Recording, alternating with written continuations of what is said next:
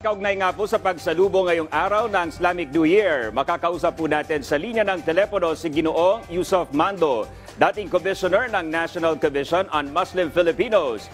Magandang gabi po, Ginoong Yusuf. Si Dominic Almelor po ito ng PTV Ulat Bayan Weekend. Amun Zadid, Happy Islamic New Year po sa inyo. Magandang gabi rin po, Dominic, at sa ating mga taga-subaybay sa buong Pilipinas. Thank you for this opportunity, sir.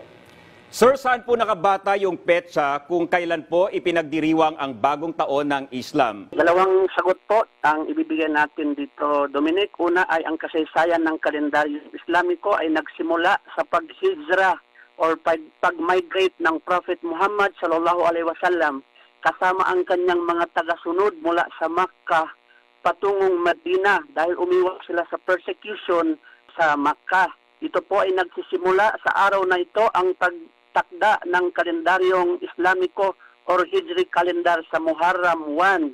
And that was September 24, year 622. Ngayong araw po ang Muharram ay ika-1446 na. Pangalawang sagot ko po, ang pagsisimula ng pagkilala ng Amun Jadid sa ating bansa sa Pilipinas upon enactment of Presidential Decree or PD 1083, also known as Code of Muslim Personal Laws of the Philippines in 1977, and that was the time of the late President Ferdinand Edgaryn Marcos. Sir, ano po ang kahalagahan ng pagdiriwang na ito sa mga kapatid nating Muslim sa kasaysayan po ng Islam? Ito po ay magsilbing alaala at pagbunita sa kasaysayan ng Islam kung paano itinataguyod ni Prophet Muhammad sallallahu alaihi wasallam ang alituntunin ng Islam sa pamamagitan ng pagiging matatag, mapayapa, pagiging patas sa lahat, at ang bagay-bagay kung saan isinabuhay ang diwa ng katuruan ng Islam dito sa ating panahon. At ang kalendaryong ito ay kalendaryong lunar na tinatawag na Hijri calendar at ang pag-migrate ng Prophet Muhammad sallallahu alaihi wasallam patungong Yathrib noon at ngayon ay Madina. Sir, paano po naiiba ang pagdiriwang ng bagong taon ng Islam sa ibang New Year's Day celebration po dito sa ating bansa? Hindi kagaya ng ibang New Year masyadong maingay or commercialized or material. Ang bagong taon sa Islam ay more on spiritual. Sa imtim namin, ipinagdarasal, ipinasok namin sa aming bahay, mga moske, pagbabasa ng Quran, pagdadasal, nilay-nilay. At hindi rin kagaya ng Idil Fitr at Idil Adha, hindi kasama ang Amun Jadid or New Year na inuutos ang pag-celebrate nito kung hindi matahimik namin iginunita ang mga aral ng Islam sa pamamagitan ng sunnah ng Rasulullah sallallahu alaihi wasallam. Pero, sir, pwede naman po magbigay ng regalo at makatanggap ng mga regalo. Ano po yung kadalasang natatanggap po na regalo sa panahon po ng New Year's Day celebration po ninyo? Binanggit nyo po ang pagbigay ng regalo. Kami po kanina nagbigay ng feeding at mga regalo sa iba't ibang mga kababayan natin homeless, hindi lamang po para sa mga Muslim.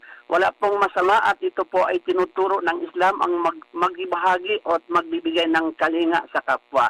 At wala pong limitasyon as long as hindi pinagbabawal sa Islam ang binibigay, hindi kagaya ng alak, yung mga haram, at lahat ng bagay na taliwas sa katuruan ng Islam, yan lang po ang bawal. Pero lahat po ang pwede mong ibigay, pwede naman po tanggapin.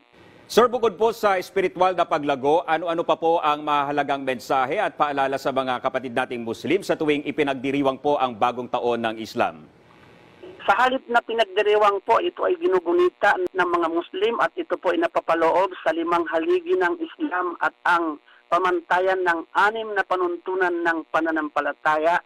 At ito po ay napapaloob ang ating pakikipagkapwa, pakikisalamuha, pagmamahalan, pagtutulungan, pagdadamayan, at pagbigay ng kawanggawa. Nabanggit na po kanina, ang dapat ko nasabihin, ito po ay kasama sa turo na dapat natin isinabuhay, hindi lamang po sa paggunita sa bagong taon, kung hindi sa ating buhay pang araw-araw. Sir, tungkol naman po sa pagdarasal para sa kapayapaan, ano po ang taimtim na dasal ng ating mga kapatid na Muslim, lalo na po sa tensyon dyan sa West Philippine Sea at maging sa ibang mga nangyayaring kaguluhan sa ibang panig ng mundo, sir? Yes, Dominic, lagi po natin alalahanin ang bawat galaw natin sa ngayon at anumang desisyon ang gagawin natin ay hindi maaring walang pagdalagyan sa sitwasyon po natin sa West Philippine Sea at sa nangyari sa ating mga kapatid sa Gaza, sa Palestine at iba pang lugar ay patuloy ang mga Muslim pag babase ang ating mga aksyon doon sa katuruan ng Propeta Muhammad. Kaya nga po natin ginunita ang araw na ito mula sa kasaysayan ng Islam. Pagdating po ng Islam sa Pilipinas, iugnay ko po ito ulit sa Pilipinas, hindi po ito sa pamamagitan ng dahas o pang-aapi o panggugulo, kundi sa pamamagitan ng mabuting dialogo o pakikipag-ugnayan at kalakalan, kung saan unang lumaganap ang pamumuno ng mga Muslim sa Pilipinas at lumawak ang ating pakikipag-ugnayan sa iba't ibang bansa. Kasama na po dyan ang China bago pa dumating ang Kastila at hanggang sa ngayon po ay naiiwan o nanatili pa sa ating bansa ang manakanakang banta ng kaguluhan. Pagkatapos tayo nilusob o inokupa o inangkin ng iba't ibang mga dayuhan. May God forbid. Sana po sa pagkakataon na ito ay maibsan at maiwasan po natin ang mga kaguluhan na yan. Alright, maraming salamat po, Ginoong Yusuf Mando. Magandang gabi po at muli, Happy Islamic New Year po sa inyo.